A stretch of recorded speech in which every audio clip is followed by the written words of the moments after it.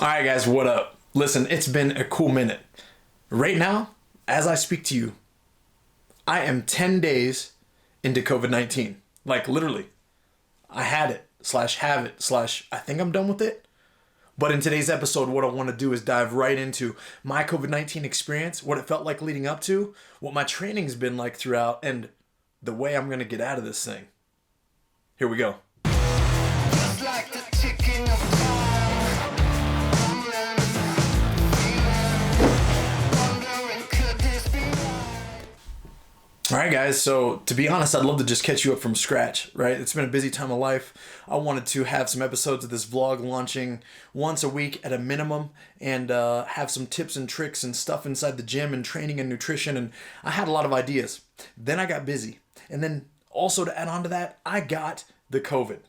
The dreaded COVID-19. Unfortunately, this pandemic has affected my life in many different ways in regards to how we execute business, the way business has gone, the way that we execute there, and even the programming and stuff that I do online for different athletes.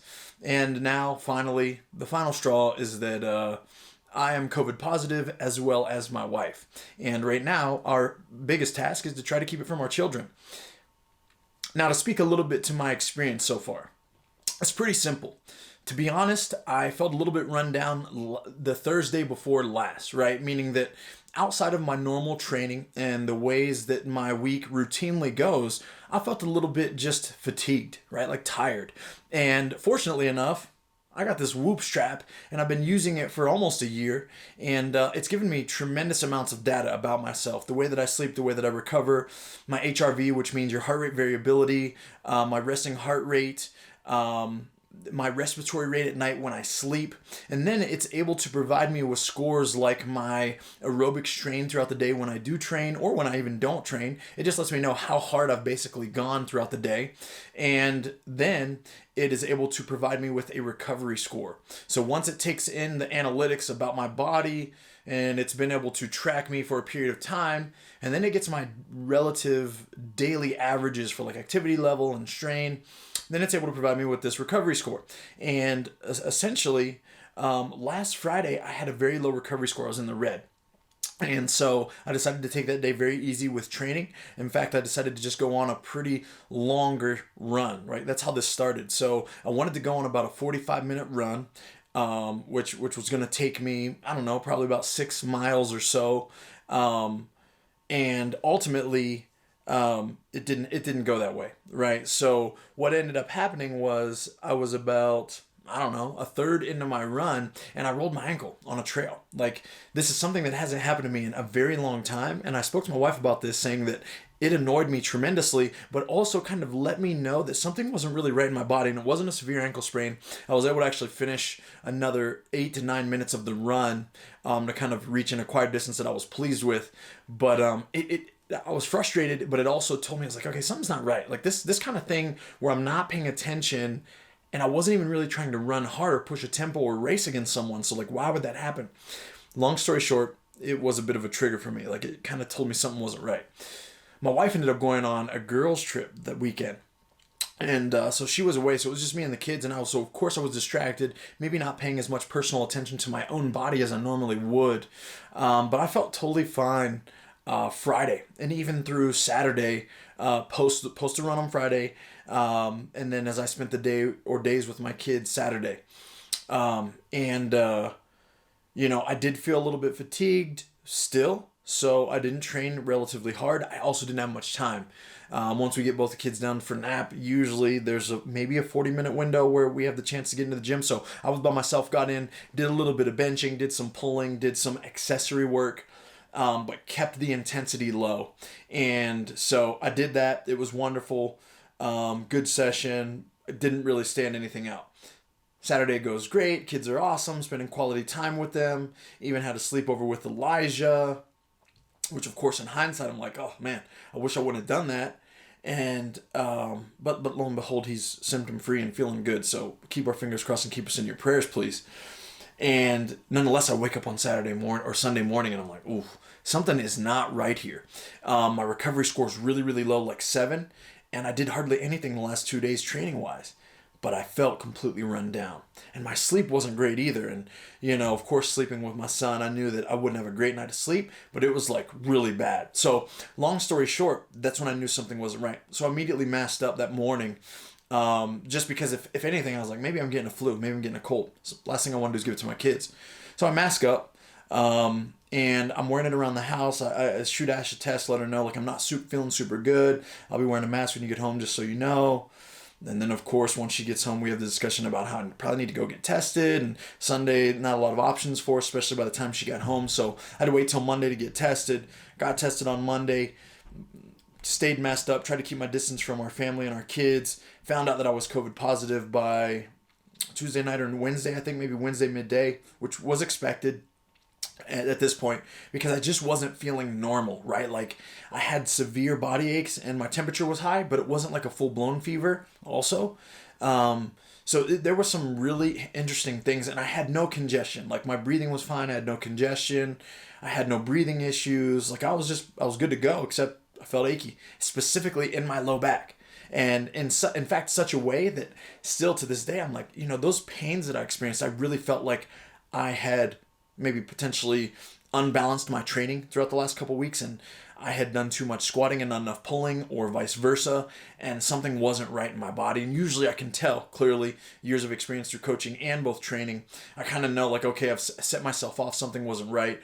I knew I didn't strain up a lower back muscle during a training session or anything, but something wasn't right. And lo and behold, it was COVID. And through the point of me starting to feel a little bit better, that feeling really went away. But essentially what I wanted to do is kind of talk through with you guys some of the analytics that my Whoop data showed me, and honestly how the experience has gone for me so far, even leading up into this point from then. So that's about the day that I was diagnosed specifically with COVID. Immediately started distancing myself from the family. And I did that for a couple days. Only distance for a couple days because my wife ended up testing positive as well. So, I'm down here kind of dealing with these very obvious symptoms. My wife, on the other hand, felt like she had a little bit of a scratch in her throat just about 2 days after I started to be, 2 or 3 days after I started to be symptomatic. Not as severe. Her body aches weren't really bothering her. She didn't have a fever, but she had that tingle in her throat. So, of course, we're like, well, it's better be safe than sorry. During one of the kids' naps time, she's scheduled to get tested. So I'm downstairs in a mask, still distanced. They're upstairs sleeping. It worked out really well. She was able to get back, but then by Friday of this last week, we knew that she was positive also and suspected it. So luckily, she'd been walking around in a mask as well. But it's been an interesting journey for us. I mean, clearly I came back upstairs to help out with the kids at that point because there was no reason for me to be distanced and not her to be distanced. And so, it's something where my whole experience is this virus deserves our respect and attention. Clearly we've seen the damage that it does to people, but also it's taught me tremendously about how you prioritize your health and your wellness, and how even something as serious as COVID-19 can be fought against by your lifestyle and your habits. If we think about the ways that we both eat and we train, and we've done so for the last 10 to 12 years of our lives, it's something that can't be ignored in regards to how the virus affected us, how it affects us today, and how it potentially could affect us and our family in the future. And I really want you guys, as followers of me, to just think about that, and think about that for your family. Does wearing a mask create value? Absolutely. Does creating distance create value? Absolutely. Anything, I think, should go through our minds and our hearts in regards to trying to protect someone else. Because why would it not? Right? Like, why would you not inherently want to be concerned for someone else's well-being if you have the capacity to prevent them from fighting a virus, even if they're healthy as a horse?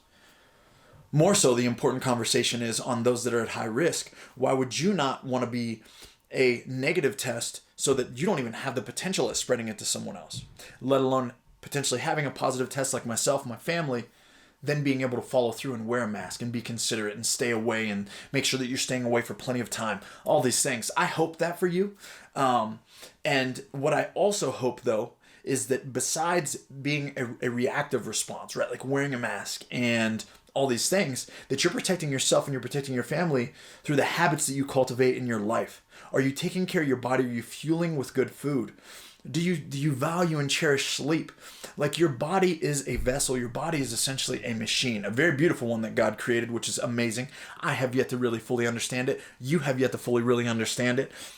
But the truth is that the things that we put into it, the water that we drink, the fuel that we fire it with, the vegetables, the fruits, the supplements that are essential, the way that we fuel our body dictates how we respond in any and every circumstance and situation, to a flu, to COVID-19, to cancer, to diabetes, to whatever it might be, especially even those things that inherently we assume, or you may assume, that are genetic, right? Like, we now know that we can put a lot of that genetic talk to the side and just understand that these are lifestyle habits that get passed down from generation to generation. And of course, if you have the same genetic makeup of someone else and the same poor habits, well, of course you're going to get that same issue and have those same concerns. But if you turn and change your life from the lifestyle of the people that led their lives before you, you have a much less chance to suffer from the same things that they suffered with, if that's a desire of your own. So my goal for you guys is to think about really owning your lifestyle, owning your day-to-day habits. Think about shopping on the perimeter of the grocery store, and do this not just for the sake of a diet, not for 30 days, not for 60 days, but do it for a lifetime, and value yourself. Eat real food because you deserve it. It's what your body fuels off of, not food like stuff. And I could go on many rants, I could go on many tangents, but that's really where I wanted to leave you guys with this vlog today, is that, my COVID experience was uncomfortable, but more so inconvenient. And it was because I wanted to wear a mask around my children, around my family, to keep the spread low. I want to distance myself from others that are healthy and keep them healthy. I got to find a way to still be productive here, locked down in the basement of the office.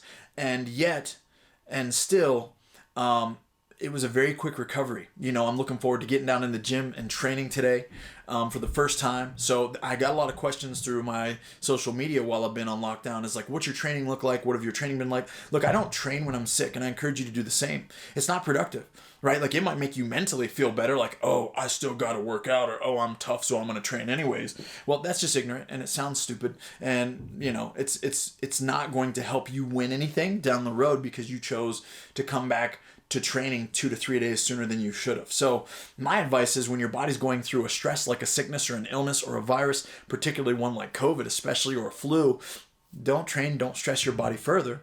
Let your body heal. Give it the nutrients that it needs, give it the rest that it needs. Instead of train, take a nap, and allow your body to be rejuvenated so that then you can train, get back to training at intensity and feel good about it. Right? Because you got to remember, when you're training, you're breaking your body down. When you're recovering, you're building your body up. So not a lot of good things are going to happen from stress on stress. So keep that in mind, because that's my personal experience. That's my personal suggestion to the athletes that I coach, both in a box setting, because I don't want them to spread germs and bring germs to the gym, and from a performance standpoint, because I want them to get the most out of the time and effort that they spend trying to hone their craft. So that's where I'll be. Today I'm going to go into the gym. I'm going to do some moving. I literally will do some push-ups and some pull-ups, maybe some benching or some pressing and some pulling, maybe some squatting, a lot of air squats and lunges, just to really create a little bit of a sweat, and get some blood flow going. But what I'm going to try to do is be able to walk back into the gym tomorrow and not really feel what I did today. So it's almost like a flow type session. I'll keep the number of contractions relatively moderate. And I'm not going to keep the intensity high. So I'm not going to be out of breath suffering in the gym today. Just not the intention, not the best way to break the seal when you're coming back from being sick. So if you guys are looking for advice on training sick and all that kind of stuff, that's what I suggest, is to keep it simple, keep it light, and make sure that it's really, really, truly after you are done battling your particular illness, because I think it'll pay off for you down the road. But I do want to talk about specifically some analytics real quick. So I'm opening up my Whoop on my phone. And if you guys follow me on social media, I gave a pretty detailed post just the other day about, when this all started for me and what it looked like in regards to charts and graphs. And what I'm doing is I'm pulling up some screenshots that I've taken of my recovery. Actually, I can just open it up in the Whoop app here, because it's got my old data from a cool minute ago. But let's see, October. So what I'll sell for you guys is, when I started this vlog here, I'll start at reference the day of Thursday, right? Thursday was October 8th. I was in the yellow that day. Friday, I was in the yellow again. Moderate recovery, right? Like not great, especially after not really doing much the day before.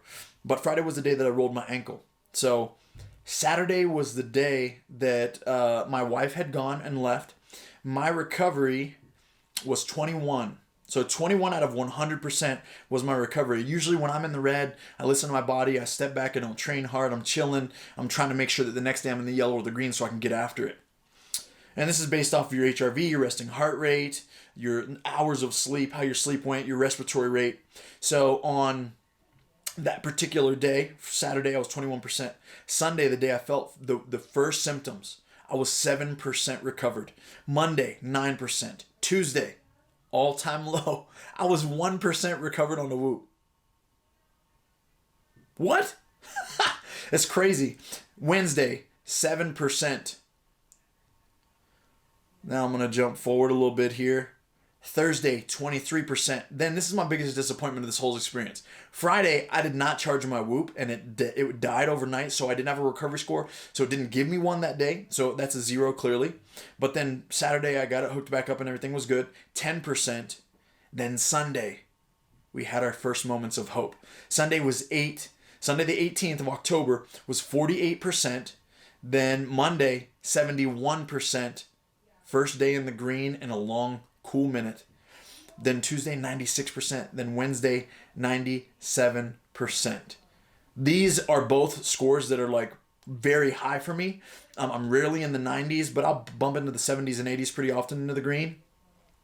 So to be that high was amazing. And some of the specific analytics here, just so you guys understand, is like that day when I was 1%, I'll go through the details. When I was 1%, like on my deathbed down here, and literally it also correlated with how I felt. Like that was one of my worst days. My HRV, which means heart rate variability, was 36. Now the higher that this number is, the better. 36 is low. My resting heart rate was 50. Now that is not going to jump off the screen to any of you guys because 50 is a healthy resting heart rate. My resting heart rate is very low on a regular basis. It's kind of been this way for me my entire life, but through the time that I've been aerobically the fittest of my life, when I started training and competing in CrossFit, and also had my diet dialed in, guys, I'm usually below 40 for my resting heart rate. So for it to be this high, again, red flag. Respiratory rate was 18. Now that means I'm taking 18 breaths, if I'm correct, 18 breaths a minute, and that is also extremely high for me. So now what I'm going to do is fast forward you guys from this 1% day here to the good day, right? And let's just jump to today because today was 97. So again, we went 71%, 96%. Today we are whopping 97%. I'm proud of this, guys. I'm proud of it. My HRV is 214, right? Literally HRV 214. That day I was 1%. It was 30, 32. My resting heart rate this last night was 32 beats per minute. Now this sounds low, right? Don't turn me into anybody. This is fine. I'm usually somewhere between 35 and 38. So this is even low for me, which again, I think is a very good sign because my activity level has been non-existent other than helping my kids out, helping my wife out, getting around the house, I've increased my amount of play with my children over the last few days because they need it for their sanity. I'm still wearing my mask around the house, of course, when they're awake and downstairs. So that's a little bit of a challenge. I can't imagine some of you guys that are out there working out in a mask, by the way, because even wrestling around in a mask is hard to do. But the point is, 32, good, and my respiratory rate's back down in the 15. So I'm usually somewhere between 15.2 and 15.5. Today was 15.5, and there is a look at my screen, the way that appears on my app. So to say that I'm recovered, I'm going to assume that I'm recovered. The one thing that I will say is there was a day in the middle of all this where my symptoms were very low, and then the next day they kicked back up. So that's one weird thing about COVID that I don't think a normal flu has ever given me is like these hopes were like signs of, I feel like I'm kind of cool, and then all of a sudden it got difficult on me. So I'd love to open up some questions for you guys. If you guys want to ask me any questions, feel free. Please comment below. Of course, if you feel like this video brought you any clarity on my personal COVID experience, what you could expect if you feel like you're having symptoms, any great ways to track, of course. And you know, continue to eat, continue to drink healthy, be wise. Even if you remain symptom free, I think it's always great to stay ahead of this kind of thing. And I hope that this also opens your mind to the way that you're living and the way that your relatives are living, the way that your family around you, your friends around you are living, because we can put a premium on being responsive, right? We need treatment, we need vaccines, we need this, that, and the other. But what we first and foremost need to do is can control what we can control, right? Attitude, effort. And personally, most of you guys can control the way that you put things in your body and what it is that you're putting in your body. The last thing that I'll leave you with, which I didn't talk about this much, I wanted to keep this video on a little bit more of a short side, is that I lost my sense of smell and taste. And it kind of sucks, right? So, I have no desire to eat food. I'm not craving anything particularly. Because my activity level has been so low, my appetite is almost non-existent. Now I'm trying to make myself eat. I'm keeping food as nutrient high as possible. But for the most part, this happened to me about midway through my experience. So I had my fevers and I had my body aches. I would say that it was sometime, today is Wednesday. It was probably Thursday night of last week is when I really started to notice my taste and smell dissipate. And it wasn't like it just all cut off. It was like, oh, I can't really taste, these crackers, or I can't really taste this soup. And then the next day I had like a peanut butter and banana sandwich and I could taste nothing. And so it was a big letdown, broke my heart, but I'm still dealing with that still today, even though I feel so great. And people said that they dealt with this for like 8 weeks. Literally people reaching out to me on social media, and I don't know what I'm going to do if I can't taste food for 8 weeks. It's going to be miserable. I can't even taste my protein shakes. That's how sad I am. And no, not even chocolate donut, not orange dreamsicle, not blueberry muffin. I don't know what the deal is. So make sure you guys are doubling up for me out there as you're, sipping on your pre-workout or whatever you're enjoying while you're watching this video. But it will come back, and it's already started to get better. So I do have hints of smells. As I started to do some more cooking back upstairs, I started to smell some things. I tasted a little bit of an orange today. So I'm optimistic that it'll come back pretty quick. But that's been my experience with COVID-19. My wife is about 2 to 3 days behind me. So we're close to getting her to the point where she's at that day 10 mark as well, which this is today for me. So I'm praying that our children stay safe and healthy throughout. We're doing our best to do that. I'll keep you guys in the loop if any of them become, symptomatic and they're dealing with it. We'll probably share that experience as well. But we're doing the best that we can, and I hope that you guys are doing the best that you can as well.